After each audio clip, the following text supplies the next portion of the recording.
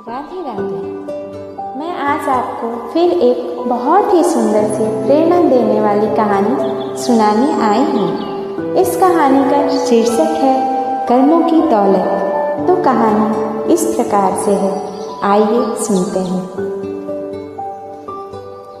एक राजा था जिसने अपने राज्य में क्रूरता से बहुत सी दौलत इकट्ठा करके एक तरह का शाही खजाना आबादी से बाहर जंगल में एक सुनसान जगह पर बनाए तहखाने में सारे खजाने को खुफिया तौर पर छुपा दिया था।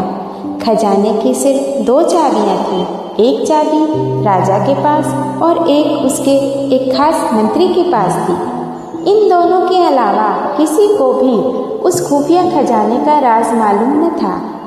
एक रोज किसी को बताए बगैर राजा अकेले अपने खजाने को देखने निकला। तहखाने का दरवाजा खोलकर अंदर दाखिल हो गया और अपने खजाने को देख देख कर खुश हो रहा था और खजाने की चमक से सुकून पा रहा था।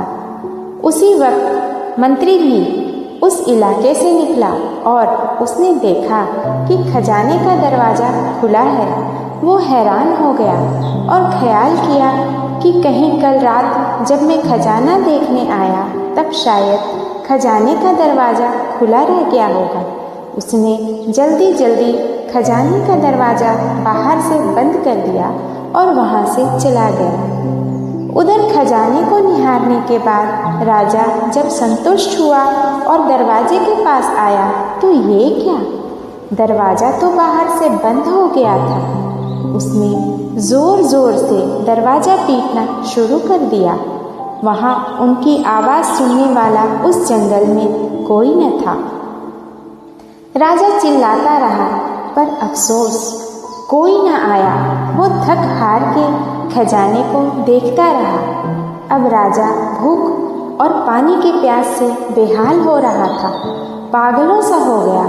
वह रेंगता रेंगता हीरो के संदूक के पास गया और बोला, ऐ दुनिया के नायाब हीरो, मुझे एक गिलास पानी दे दो। फिर मोती सोने चांदी के पास गया और बोला, ऐ मोती चांदी सोने के खजाने, मुझे एक वक्त का खाना दे दो। राजा को ऐसा लगा कि हीरे मोती उससे बोल रहे हैं कि तेरी सारी जिंदगी की कमाई तुझे एक गिलास पानी और एक समय का खाना नहीं दे सकते।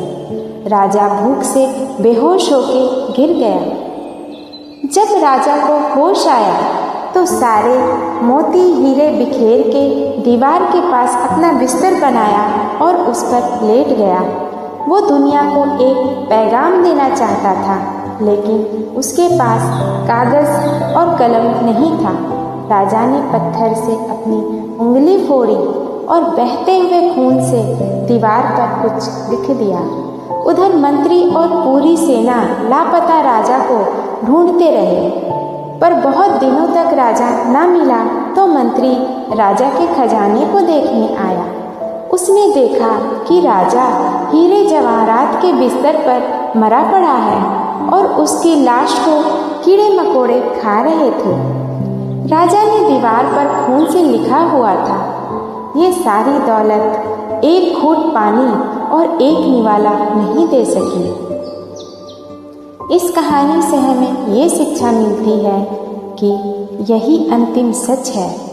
आखिरी समय आपके साथ आपके कर्मों की दौलत जाएगी। चाहे आप कितने भी हीरे पैसे सोना चांदी इकट्ठा कर लो, सब यहीं रह जाएगा। इसलिए जो जीवन आपको प्रभु ने उपहार स्वरूप दिया है उसमें अच्छे कर्म, लोगों की भलाई की काम कीजिए, बिना किसी स्वार्थ के, और अर्जित कीजिए अच्छे कर्मों की अनमोल दौलत जो आपके सदैव काम आएगी। धन्यवाद। राधे राधे।